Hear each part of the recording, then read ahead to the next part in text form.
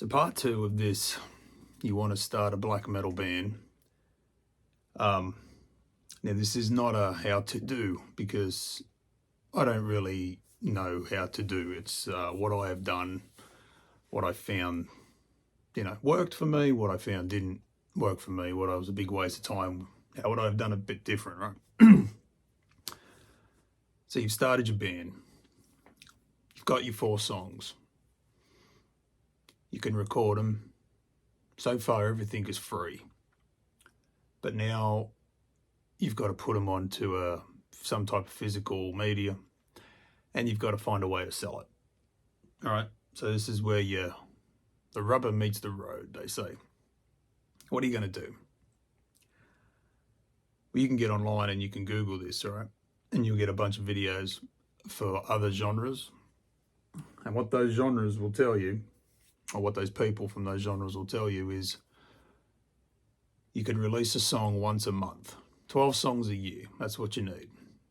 And then at the end of that year, when you've got your 12 songs, you would have an album, all right? You'd be able to release an album. So you spend 12 months just releasing singles. Now, I've never seen a black metal band do that. There's probably some that probably have, but I've never actually seen it happen. And would it be accepted? At this point, I don't know. I don't think it would. I mean, it's not a band that I would be into if you can't buy anything from them. I don't know what the allure is to own music on a physical media from a band that you like. I guess it's just the ownership of having it there at all times, and it's not that you can't do that on the internet, but that's not the way black metal traditionally has ever worked. All right, so we're going to do the do-it-yourself route. We're not going to spend much money. So you're going to buy some cassettes and you're going to dub them all yourself. You're going to make your own art. Now you got to think about, well, how many do you need? No one really knows who you are. What are you going to do? 10 tapes? 20 tapes? Maybe you've got aspirations and you think your music's that good. 30 tapes. Well, for my first demo, I did 33 tapes. And I dubbed them all myself. And I made the artwork and I printed all the covers, labeled the cassettes, did the whole thing. And it was a big pain in the ass. But once it's all said and done, you've now got to release that to somewhere. So there's a few things that you can do which are still considered acceptable in the realm of this genre. And one of them is releasing it on YouTube, right? You can do it for free, get it out there, and you can try to do all the tagging and hashtags and all that shit to try and get people to come over and listen. I did that. I didn't get a ton of views. I think to this day, I think there's maybe 150 views on it. That's 12 months later, So there is also channels that will, upload your stuff or share your stuff onto YouTube that have a much wider audience. Now that could work. Problem is they do one every day, and eventually you get lost in the shuffle of the next band and the next band and the next band. So you might be able to turn a sale here and there, but you're going to be a week later maybe disappointed unless your shit is like completely off the charts great. So let's say you're an average musician. You've written some very average black metal songs, potential, but average. So what can you do to get that shit out there? Well, it helps to have friends. It helps to have friends that can tell, about your music to their friends and then to their friends. So you want to start it in like a grassroots. Well, actually, you won't have a choice. You're going to be grassroots. If you're looking for a record label, pick you up on your first demo, fucking good luck, unless you're starting one yourself, right? Because you're not a tested artist. How many are you going to sell?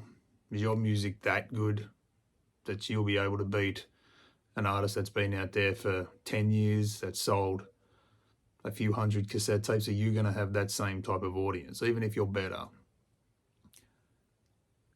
So it's a hard slog. And so how I did it was, I was already talking to a few people that I respected in the scene, and out of just, you know, just out of my own pocket, I just sent a bunch of people my cassette, and some of them spoke about it. And that gives you that first little boost. And then you'll find that, if you got social media, you'll get a few hits on that and you'll get a few more followers. And the idea is to keep that going. Who can you send that to next? Who may be in the same genre to talk about, your music? Well, I got lucky on two occasions. One of them was the Mordant Red channel, and he was the first one to pick it up and talk about it. And the second one was back home in Australia, which was Maddox Deep Shadows. If you want to go follow him, he's definitely worth the time. Just purely black metal 90-something% of the time, So I knew that I was going to be at home on those two channels. Now, when Mordant said the name, that uptick was massive. When Maddox said the name, that uptick was good too, except coming from a different part of the world. Doesn't always translate into sales. They want to hear what you got. So you better have that shit out there so they can hear it. Do you have a Bandcamp? How are you selling it? Now, this is where I don't understand, if a band doesn't do any of this type of stuff, how they get it to the point where, they can sell out. And there's a few labels where I look at, they're not strictly black metal, but there's a few labels which I look at and I go, that's fucking impressive, because how did that happen? I'd love to speak to them. One of them is it's a dungeon synth label called Grimdaw. Now, ultimately they are at this point further down the road, but what I saw when I was looking at their Bandcamp was they were on their third, fourth, fifth version of cassette tapes, and people were, buying this almost as soon as it came out. But then you find that, they did maybe 10, 15 cassettes. Now, that's still pretty impressive when you consider that if you were doing that as a brand new artist, you'd be happy with that. And that always fascinated me, how these labels created the demand, right? What are they doing? Limited numbers, stupid limited numbers, never putting it back out again. Now, that's also a game you can play. These are the only ones that are getting released. After that, I sacrificed this to the fucking black, right? Because you can't put that shit back out again. Now, I've always said that once it's gone from my release. But if a label wants to come and pick that shit up and put it out, fucking hey, by all means. But as far as me doing what I was doing again, I'm not doing it. I would rather get new music out there and have people listen to something more what I'm doing now than putting out something from the past. But I have toyed with the idea of throwing out the first demo again, because I've learned how to remaster, remix, and do some crazy stuff, which would make it sound the way I wanted it to sound. The other label, which I think is good too, which probably follows a very similar path, is it EPK? What is it? No. Fuck. Anyway, they've got that Astral Keys, Doors to whatever, you can't read the title. And that band can release a fucking fart on a tape and it's sold in an hour. That is something I would love to have sat there and watched the genesis of that and see how that got to where it is. Because to me, I'm like, the music is what it is. It's black metal. I don't think it's any better or worse than anything else that's out there, except that it fucking goes quickly. And the ultimate name of the game is just exposure, right? So how do you get exposure? By selling only a handful of products and never re-releasing them once you've given them away, because that's what you're going to be doing. Well, you got to keep releasing more music. So you can separate the black metal genre from the country genre or the dance genre, but ultimately you've got to keep releasing music. Unless you're fucking blasphemy, which sadistic intent, or any of those bands that don't have to continue doing that, and they can, survive off the past. But you're a new artist, you don't have that, comfort. You don't have that type of thing. So I guess you need to be able to put it in the hands of people that are going to talk about it. That is got to be the ultimate goal. It's the one that I've seen, the most upswing in people who want to come check it out. It's the old, cool by association adage. If you're best friends with the most popular kid in school, then by proxy, you're cool as well. And it's a shitty game to play. And a young artist might be able to do that. I've got to a point now where it's really hard for me to pretend to like someone for some type of personal gain. Like, I couldn't tell you how many times, I'll burn that fucking bridge down just to get away from whatever's on that side of it. I don't really consider that important enough for me to be physically sick knowing that I've got to play nice with something. And, I've lost many a friend by a disagreement because of something I've said that maybe hit wrong, or I've been too harsh with it. And that's not my intention, but some music, I'm pretty passionate about, and I've got certain views on bands that have come from the past and whether, they are still as good as what they claim to be. But exposure is the name of the game, and you need to find how you can be exposed to the audience that is most receptive to your art. That's it. And then multiply that, double it, triple it, and so on and so forth. The other label that just came to me, so it's Empty Pit Recordings. They're another one. And I don't know if they can do it for every single artist they've got, but they can definitely do it for the Astral Keys artist. Now, eventually, if you can amass enough people talking, that is pretty much your base. That is your foundation. Okay? And then it's up to you how you want to steer that foundation. And there's a ton of mistakes to be made. I have made some. I don't know what all the other mistakes are. Thank God. If I saw them pop up and they look good, I would probably make them again. But this isn't all being done for a monetary value. Like, that's also important to understand. Like, there has got to be a piece of you, hopefully a majority, of why you're doing it, that just wants to create an art. And not everyone's going to like that art, but you'll find a few people will like that art. And it's funny how that also has its own little ecosystem, right?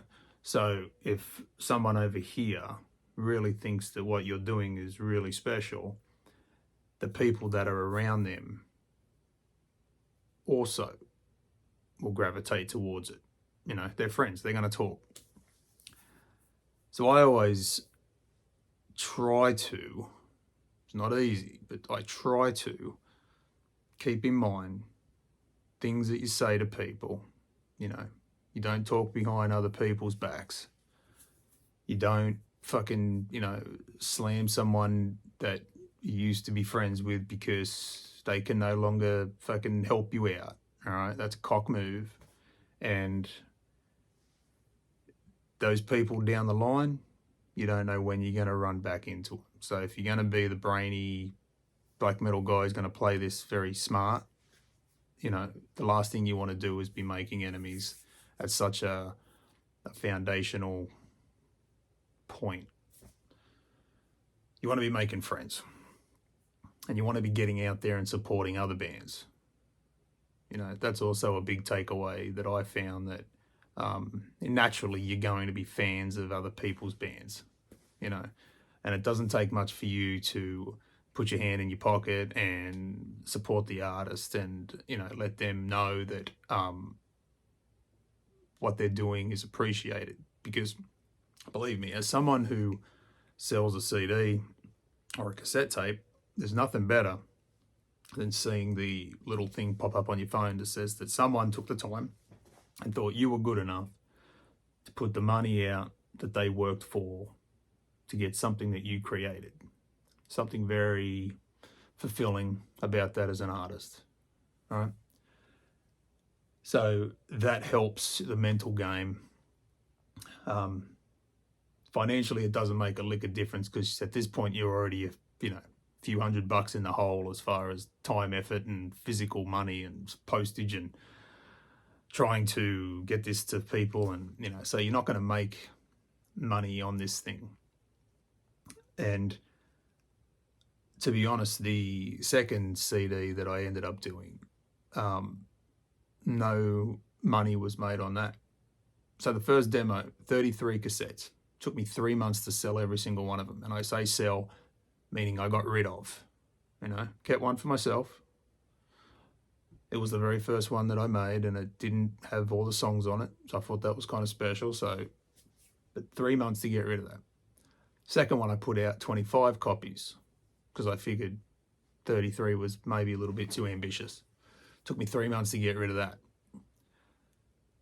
Now, the last one I put out sold in 5 days, 50 copies in 5 days. What the fuck, man? I was just blown away by that. What happened? What did I do different?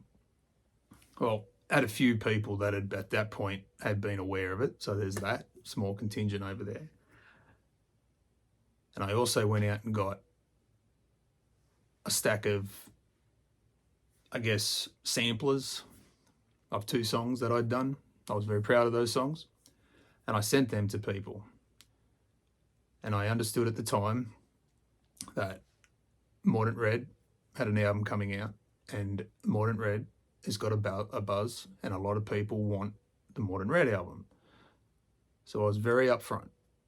I asked Revik, do you mind if I put my 2-song sampler in with your shit when you sell your CDs and when you sell your merch?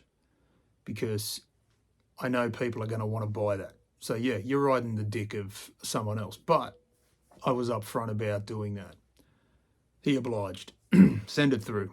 I didn't expect shit, but as a guy in the position that he was in, he picked up a guy that was, many, many, many echelons below him and tried to drag him up, me up with his rise. And that is something that now doesn't have to be a guy like that, but someone else in that scene, regardless of how many CDs they're selling. If I saw today that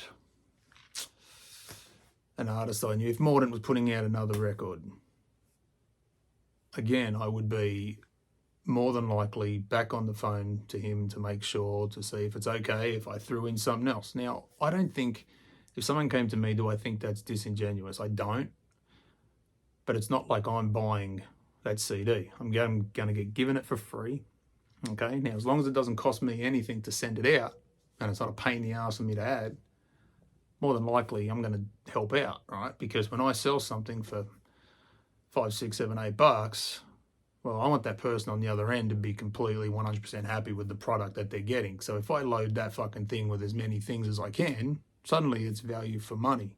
Now the fan is going to be maybe discovering another band that they might love. So you're doing a favor there. You're giving them more music than what you're promising them, right? So that's value for dollar. The dollar just as important as anyone else's dollar, right? They worked hard to get it. I want to give them everything and more than what they spent. I want to give them more than what they gave me. And for that, I would say that's where Revik becomes like a smarter operator than a lot of the other ones, because he's been doing that with other bands. I wasn't the first one to do it. He was doing that with other bands before I decided to throw my hat into that ring. So I gave him some CDs. He was giving those out, right? Freebies. Lost money on that, but that's perfect because people were talking about it. They liked the 2 songs. I thought they would. I threw some at Fran, Joe Eber, Jamming Out or Badass. He was giving them away with stuff over there. If I had more money at the time, I would have done that another 5 times to other people. I would have gone to Goat Throne. I would have gone to Hell's Headbangers. I would have gone to as many people as I could contact who would respond back to me and say, that's okay to do, and send it off. Because every time they're selling, and they're selling a lot more than what you'll ever sell, they're giving out your CD maybe. And hopefully they give them all out and they run out. But that could be 90 people who are going to check your shit out, and it's physical. And if you ever put out something that is absolutely phenomenal, that thing that was a limited run, you're never going to do that again. Why would you put that out again? That's something special for a fan. So I would say have a think about that, because that's the strategy that I do. Now, apart from social media, which I would love to discuss with someone way more smarter than me, that is what I will do with pretty much every single release that I do. And I don't think that, offends the black metal community at large. And I don't think I've broken any rules or laws doing that. I put my music in front of you. If you like it, cherish it. If you don't like it, pass it on to the next guy. That's all it is.